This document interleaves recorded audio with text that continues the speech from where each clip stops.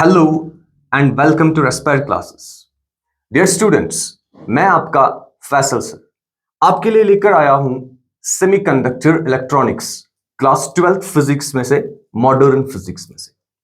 तो बेटे इसमें हम सारी चीजें डिस्कस करेंगे नीट और जेई के related. We will start with the first slide. सबसे पहले सेमीकंडक्टर इलेक्ट्रॉनिक्स में हम पढ़ेंगे कि हम मटेरियल्स को कैसे क्लासिफाई करते हैं बेस्ड ऑन देयर कंडक्टिविटी। ठीक है ना बेटा? तो आपने आज तक पढ़ा होगा कि कंडक्टिविटी की बेसिस पे हम मटेरियल्स को क्लासिफाई करते हैं एज कंडक्टर्स, सेमीकंडक्टर्स और इंसुलेटर्स। पढ़ा हुआ है आज तक बेटा? Very nice. तो हम किसी मटेरियल को कंडक्टर कब कहते हैं? कब कहते हैं कि हम ये जो मटेरियल है ये कंडक्टर है? हम कहते हैं कि कंडक्टर की कंडक्टिविटी बहुत हाई होती है। इसकी जो कंडक्टिविटी होती है बेटा वो बहुत ज्यादा होती है, बहुत हाई होती है। लेकिन अब इसके पीछे के जो हम रीजन देते हैं, हम कहते हैं कि इसकी कंडक्टिविटी हाई इसलिए होती है क्योंकि इसमें बहुत सारे फ्री इलेक्ट्रॉन्स मौजूद होते हैं। इसमें बहुत सारे फ्री इलेक्ट्रॉन्स होते हैं। इस वजह से कंडक्टर्स की कंडक्टिविटी क्या हो जाती है बेटा? ज्यादा हो जाती है। अब अगर इंसुलेटर्स की बात करें तो हम बोलते हैं कि ये कंडक्ट नहीं कर पाते हैं, ये कोई चार्ज, ये कोई इलेक्ट्रिसिटी नहीं पास करवा पाते हैं। क्यों? क्योंकि इनके पास कोई भी फ्री इलेक्ट्रॉन होता नहीं है। अब सेमीकंडक्टर्स के बारे में ऐसी कोई बात हम नहीं करते क्योंकि इस तरह के मटेरियल को हमने आज तक स्टडी नहीं किया होता है। हमने दो ही कैटेगरीज की होती है, कंडक्टर्स की और इंसुलेटर्स की। बेटा अब तीसरी कैटेगरी हमें सीखना है जिसका नाम हम रखते हैं सेमीकंडक्टर्स। नाम से ऐसा लगता है कंडक्टिविटी इनसे कम ही होगी क्योंकि सेमीकंडक्टर है, लेकिन इंसुलेटर से थोड़ा सा ज्यादा होगी, तो इसके बीच में फॉल कर रहा है कहीं पे। ठीक है ना बेटा? अब सारी चीजें समझने के लिए कि फ्री इलेक्ट्रॉन्स यहां पे ज्यादा क्यों होते हैं, यहां पे कोई भी फ्री इलेक्ट्रॉन क्यों नहीं होता है, और यहां पर सेमीकंडक्टर्स के केस में कैसा मामला होता है, कितने फ्री इलेक्ट्रॉन्स होते हैं, कितने बॉन्डेड इलेक्ट्रॉन्स होते हैं, कैसा चलता है मामला, ये कंडक्ट किस तरह से करता है, इस सब को अंडरस्टैंड करने के लिए हमारे पास सबसे पहले है एनर्जी बैंड थ्योरी। राइट बेटा? सबसे पहले है एनर्जी बैंड थ्योरी। अब एनर्जी बैंड थ्योरी कहती क्या है? एनर्जी बैंड थ्योरी बताता है कि अगर आपने किसी भी आइसोलेटेड एटम को लिया, क्योंकि हम सेमीकंडक्टर्स पढ़ रहे हैं बेटा, हम सेमीकंडक्टर्स में सिलिकॉन और जर्मेनियम पे फोकस करेंगे। सबसे पहले हम सिलिकॉन पे फोकस करेंगे। जो सिलिकॉन के साथ होगा वही जर्मेनियम के साथ भी होगा, सीधी सी बात है। तो एनर्जी बैंड थ्योरी बताती है कि अगर आप किसी भी आइसोलेटेड सिलिकॉन एटम को लोगे, ठीक है ना बेटा, ये सिलिकॉन का एटम है, इसका एटॉमिक नंबर है बेटा 14, इसकी इलेक्ट्रॉनिक कॉन्फ़िगरेशन आएगी 284। ठीक है बेटा? पहले शेल में 2 इलेक्ट्रॉन्स, दूसरे शेल में 8 इलेक्ट्रॉन्स, और वैलेंस शेल में कितने इलेक्ट्रॉन्स आएंगे बेटा? 4 इलेक्ट्रॉन्स आएंगे। कैपेसिटी 8 की है लेकिन 4 इसमें फिल्ड है। तो बेटा अगर हम इसकी एनर्जी लेवल डायग्राम बनाएंगे, इसको हम नाम देते हैं बेटा एनर्जी लेवल डायग्राम। इस एनर्जी लेवल डायग्राम में आप देख सकते हो कि n इक्वल्स टू 1 वाली शेल में कितने इलेक्ट्रॉन्स हैं? यहां पर 2 इलेक्ट्रॉन्स हैं, तो उनकी एनर्जी एक लेवल में डिफाइन होती है। इस लेवल में इनकी एनर्जी फॉल कर रही है। इसी तरह n इक्वल्स 2 वाली शेल में कितने इलेक्ट्रॉन्स हैं बेटा? 8 इलेक्ट्रॉन्स हैं, तो 8 के 8 इलेक्ट्रॉन्स की एनर्जी एक ही लेवल में फॉल कर रही है, एक ही शेल में फॉल कर रही है। राइट? इसी तरह से n इक्वल्स टू 3 वाले शेल में 4 इलेक्ट्रॉन्स की एनर्जी एक ही लेवल में फॉल कर रही है। क्लियर है ना बेटा? यहां पर हर एक शेल में इलेक्ट्रॉन्स की एनर्जी जो है ना वो शार्पली डिफाइंड है। हम कहते हैं इसको यहां पर शार्पली डिफाइंड एनर्जी लेवल्स है। शार्पली डिफाइंड एनर्जी लेवल्स है बेटा यहां पे। क्यों? n इक्वल्स टू 1 पे शार्पली डिफाइंड एक लेवल है, इसी लेवल पे दोनों इलेक्ट्रॉन्स की एनर्जी लाई करेगी। n इक्वल्स 2 पे शार्पली डिफाइंड एनर्जी लेवल है, इसी लेवल पे सारे 8 इलेक्ट्रॉन्स की एनर्जी लाई करेगी। इसी तरह n इक्वल्स टू 3 पे शार्पली डिफाइंड एनर्जी लेवल है, 4 के 4 इलेक्ट्रॉन्स की एनर्जी इसी लेवल में लाई करने वाली है। लेकिन अब एनर्जी बैंड थ्योरी कहती क्या है? अब बेटा हमारा मसला ये नहीं है कि हमें एक सिलिकॉन एटम पे ध्यान देना है। अब जब हमारे पास सिलिकॉन का क्रिस्टल आएगा तो बेटा उसमें एक सिलिकॉन को सराउंड किया होगा बहुत सारे सिलिकॉन एटम्स ने। ठीक है ना बेटा? अब जब सिलिकॉन एटम को बहुत सारे सिलिकॉन एटम्स ने सराउंड किया होगा, इस केस में कैसी डायग्राम आएगी? इलेक्ट्रॉन्स की एनर्जी किस तरह से चेंज होने वाली है? तो बेटा देखो, अब सिलिकॉन जो है ना टेट्रावैलेंट है, 4 वैलेंस इलेक्ट्रॉन्स है, तो वो बनाएगा 4 बॉन्ड, 4 कोवैलेंट बॉन्ड्स। हम फोकस नहीं करेंगे कि 4 एटम्स के आने की वजह से इस पर एनर्जी में क्या डिफरेंस आएगी। हम फोकस करेंगे दो एटम्स को पास मिलाने से उनकी एनर्जी में कैसे डिफरेंस आ जाएगी। जो वो दो एटम्स के साथ होगा बेटा, वो हर एक सिलिकॉन एटम के साथ होगा, चाहे फिर 4 उसके अराउंड हो, 8 उसके अराउंड हो, तो इंटरेक्शन उसी तरह से होने वाली है। तो हम फोकस करेंगे दो एटम्स पे। अगर हमने दो आइसोलेटेड सिलिकॉन एटम्स को लाया, बेटा देखो यहां से आइसोलेटेड सिलिकॉन एटम, यहां से आइसोलेटेड सिलिकॉन एटम, इनको हमने एक दूसरे के क्लोज ले आए, ठीक है ना बेटा। जब हम इनको एक दूसरे के क्लोज ले आते हैं तो आप क्लियरली देख सकते हो इस सिलिकॉन के शेल्स में जो इलेक्ट्रॉन्स हैं वो इंटरेक्ट करेंगे उन इलेक्ट्रॉन्स से जो इस सिलिकॉन के शेल्स में है। Kind of repulsion will be there. इसी तरह से इस सिलिकॉन का जो न्यूक्लियस है वो भी इन इलेक्ट्रॉन्स के साथ इंटरेक्ट करेगा, सारे के सारे इलेक्ट्रॉन्स के साथ। और इसी तरह से ये न्यूक्लियस के साथ भी इंटरेक्ट करेगा, ये इलेक्ट्रॉन्स के साथ भी इंटरेक्ट करेंगे। तो ओवरऑल हम बोल सकते हैं कि जब हम दो एटम्स को क्लोज लाएंगे वहां पर आएगी इंटरेक्शंस। वहां पर क्या आएगी बेटा? इंटरेक्शंस आएगी। इंटरेक्शंस का मतलब क्या है? Attraction as well as repulsion. Depend करता है कौन सा चार्ज इसकी विसिनिटी में आ रहा है, ठीक है ना बेटा। चले बेटा, अब देखो बेटा, अगर इंटरेक्शन आ गया, चार्जेस के बीच की डिस्टेंस चेंज हो गई। आपने पढ़ा हुआ इलेक्ट्रोस्टैटिक्स में इलेक्ट्रिक पोटेंशियल एनर्जी होता है Q K1 Q2 upon R, U equals to K Q1 Q2 upon R। अब जो ये R है, it's the distance between two charges. हमने दो एटम्स को पास में लाया तो डिस्टेंस बिटवीन द चार्जेस को चेंज कर लिया। अगर distance between the charges change हो रहा है तो उनकी पोटेंशियल एनर्जी चेंज हो जाएगी। क्या हम कंक्लूड कर सकते हैं इससे, इस फॉर्म से, कि इस सिस्टम की एनर्जी चेंज होगी? इस सिस्टम की जो एनर्जी है उसमें क्या आएगी बेटा? उसमें चेंज आ जाएगी।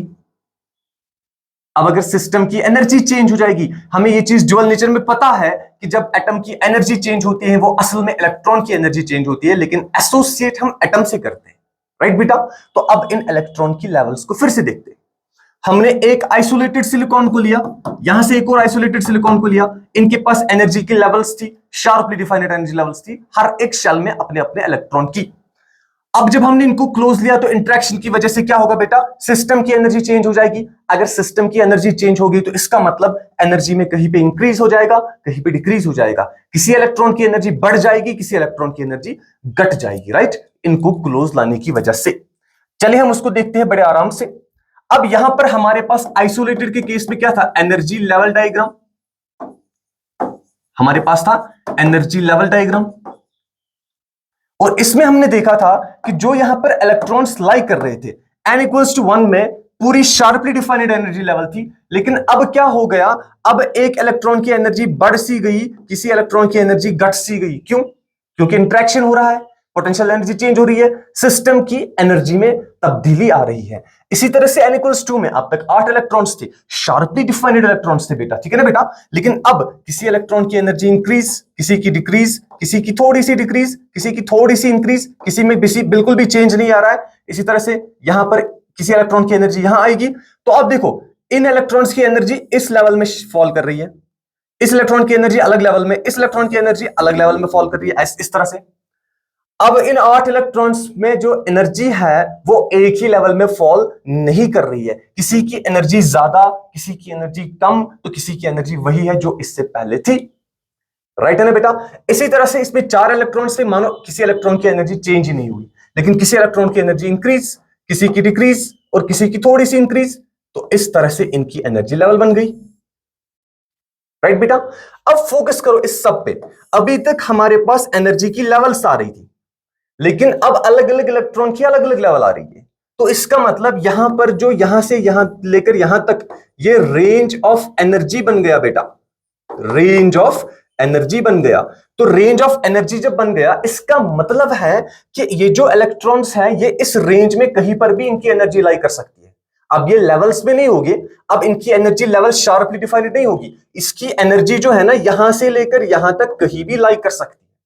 ये जो रेंज ऑफ एनर्जीज है बेटा, ये जो रेंज ऑफ एनर्जीज है बेटा, इसी को हमने यहां पे नाम दिया है बैंड का। क्या नाम दिया है बेटा? इसको हम नाम देते हैं बैंड।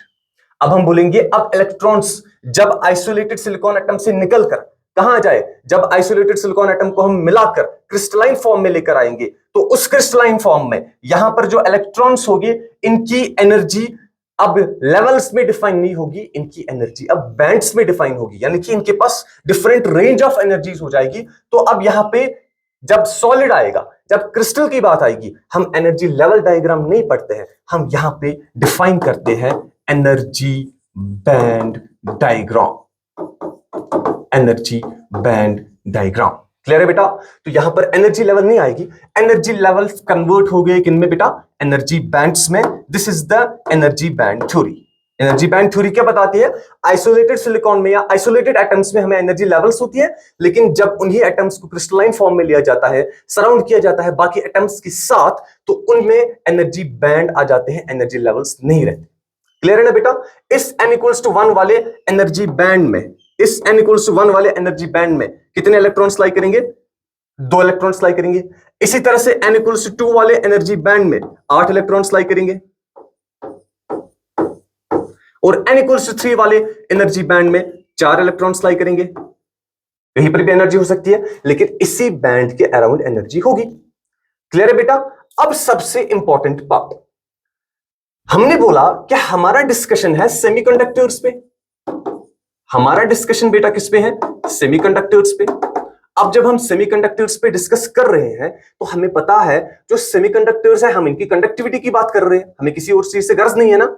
अब इनकी कंडक्टिविटी किस चीज पे डिपेंड करती है? चाहे मेटल हो, चाहे नॉन मेटल हो, चाहे कोई भी एलिमेंट हो, कंडक्टिविटी किस चीज पे डिपेंड करती है बेटा? कितने फ्री इलेक्ट्रॉन्स है, और वो फ्री इलेक्ट्रॉन्स कहां से मिलते हैं बेटा? वेरी नाइस, वो सारे फ्री इलेक्ट्रॉन्स मिलते हैं वैलेंस शेल से। वो सारे फ्री इलेक्ट्रॉन्स कहां से मिलते हैं बेटा? वैलेंस शेल से मिलते हैं। तो हम सबसे पहले किस पे फोकस करेंगे? वैलेंस शेल पे। हमारा focus n equals to 1 shell पे नहीं रहेगा, n इक्वल्स टू 2 वाली शेल पे नहीं रहेगा, हमारा फोकस रहेगा n इक्वल्स टू 3 वाली शेल पे। क्यों बेटा? क्योंकि वैलेंस शेल में जो इलेक्ट्रॉन्स हैं वो 2 स्टेट्स में पाए जाएंगे, या तो वो कोवेलेंट बॉन्ड में पाए जाएंगे तो हम कहेंगे वो बॉन्डेड इलेक्ट्रॉन्स होंगे। इन केस उन इलेक्ट्रॉन्स ने एनर्जी एक्वायर की, एनर्जी को गेन किया, एक्सटर्नली एनर्जी सप्लाई की गई, उन्होंने एनर्जी को गेन करके लूज किया, बॉन्ड को ब्रेक किया, तो बेटा हम उन इलेक्ट्रॉन्स को पाएंगे किस तरह से? फ्री इलेक्ट्रॉन्स की शक्ल में। राइट बेटा?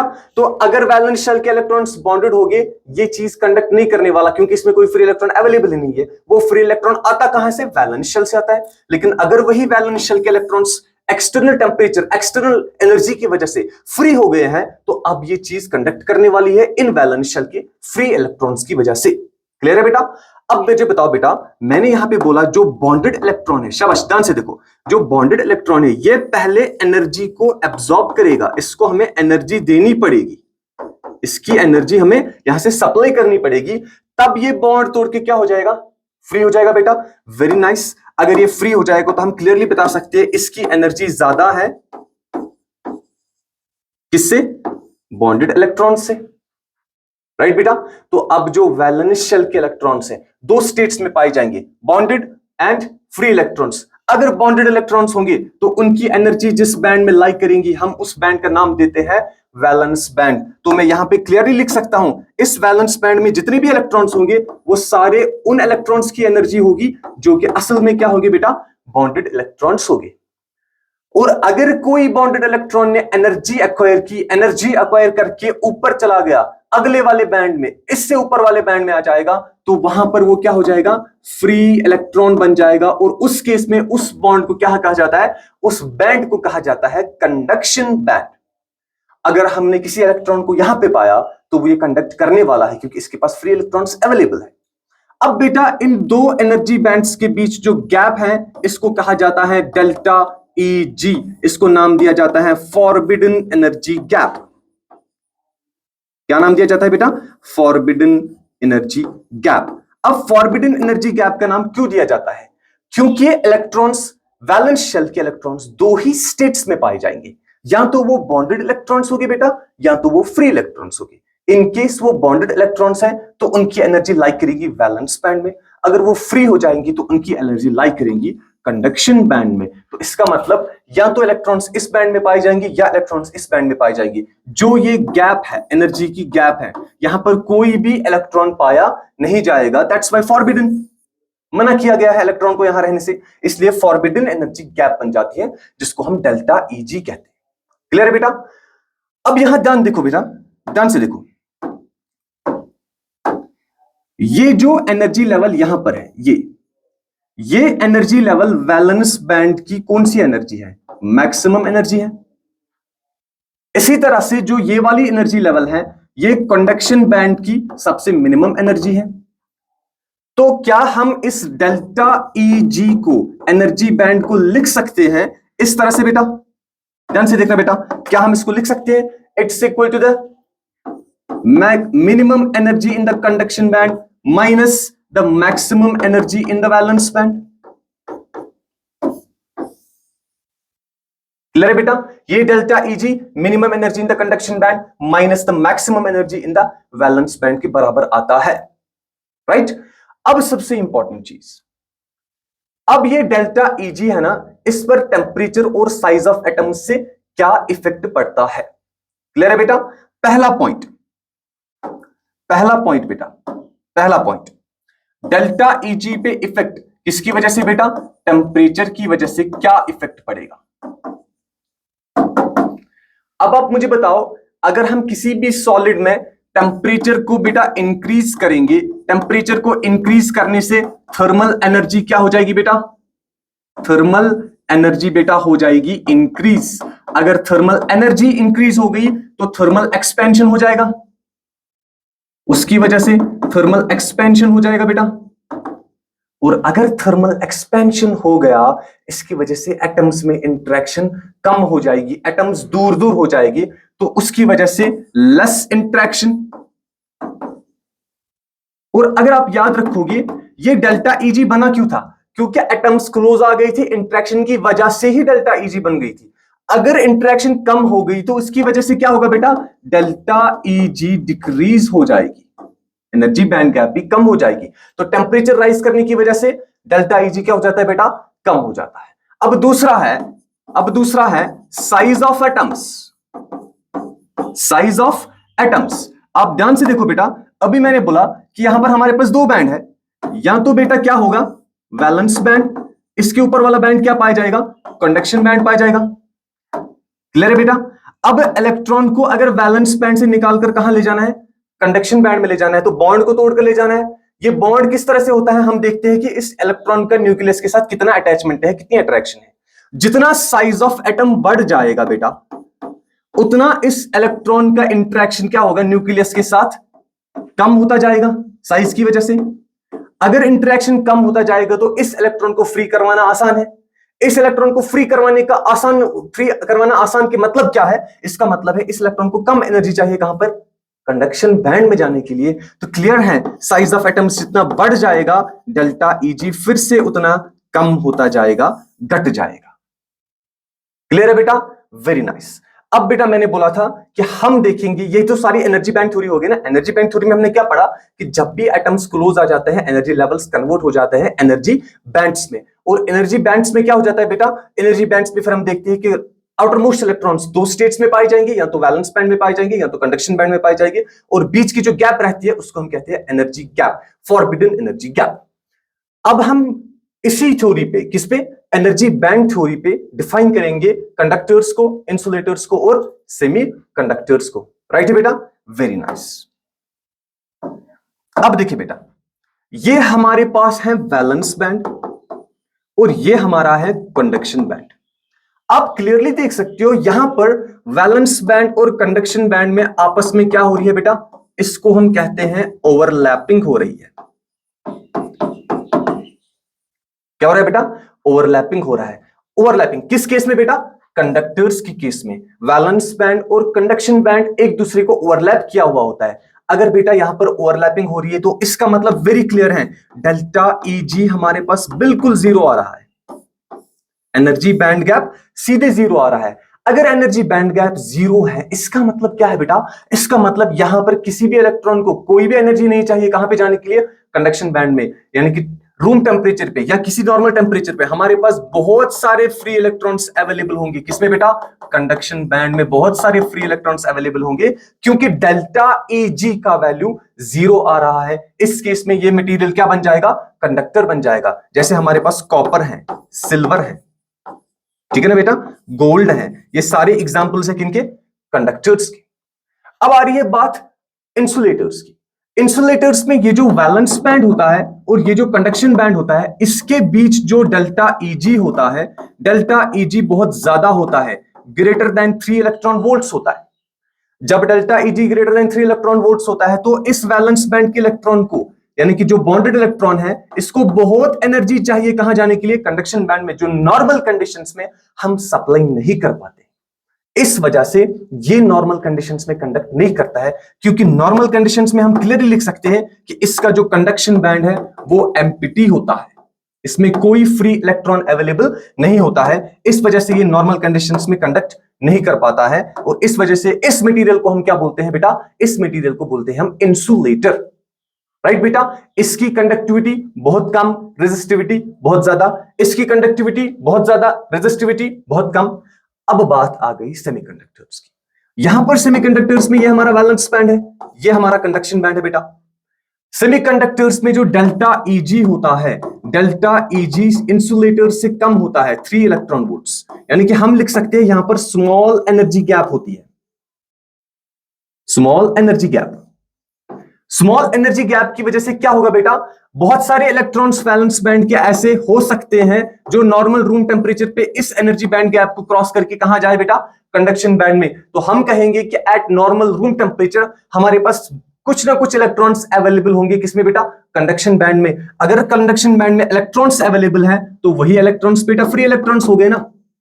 अगर वो फ्री इलेक्ट्रॉन्स हो गए तो उस रूम टेम्परेचर पे सेमीकंडक्टर क्या करेगा बेटा, कंडक्ट कर लेगा।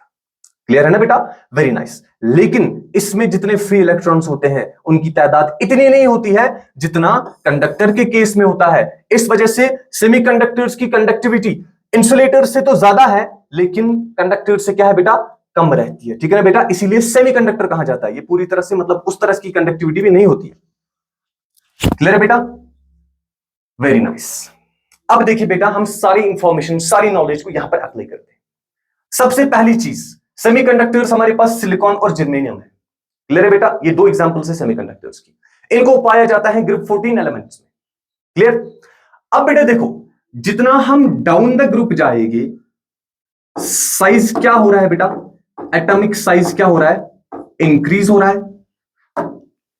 ओके बेटा, डाउन द ग्रुप एटॉम्स का साइज क्या हो रहा है, इंक्रीज हो रहा है। अगर डाउन द ग्रुप एटम्स का साइज इंक्रीज हो रहा है, इससे पहले मैंने पढ़वाया डेल्टा Eg साइज पे किस तरह से डिपेंड करता है, जितना साइज बढ़ेगा तो डेल्टा Eg घटेगा।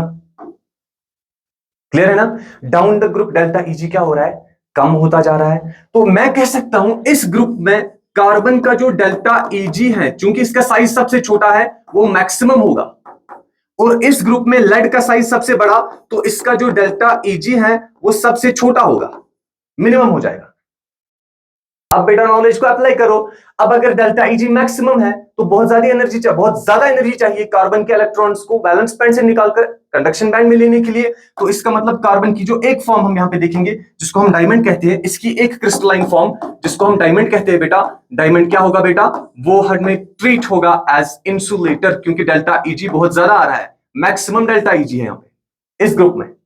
क्लियर है बेटा, जितना हम डाउन द ग्रुप जाएंगे डेल्टा Eg उतना कम होता जाएगा। सिलिकॉन और जर्मेनियम, इन दो को देखो बेटा, इनका डेल्टा Eg इस रेंज में फॉल करता है कि it's falling in the range of semiconductors. इनका डेल्टा Eg इससे कम, तो इनको किसमें क्लासिफाई किया जाता है, सेमीकंडक्टर्स में।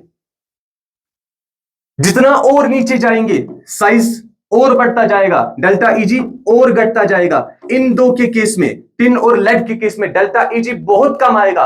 अगर डेल्टा Eg बहुत कम है तो वी कैन से ये ऑलमोस्ट किन किस तरह बिहेव करेंगे, they will behave almost like conductors. Clear है ना बेटा, क्लियर है ना बेटा। तो सिलिकॉन और जर्मेनियम को हम क्या कहते हैं बेटा, सेमीकंडक्टर्स कहते हैं। यहां पर एक चीज याद रखना, सिलिकॉन के लिए जो डेल्टा Eg होता है, एनर्जी बैंड गैप, वो होता है 1.1 इलेक्ट्रॉन वोल्ट्स का, और जो जर्मेनियम के लिए डेल्टा Eg होता है, एनर्जी बैंड गैप, वो होता है 0.72 इलेक्ट्रॉन वोल्ट्स का। क्लियर है बेटा। तो ये हो गया पहला इंट्रोडक्टरी लेक्चर सेमीकंडक्टर्स का। Thank you so much, see you in the next lecture.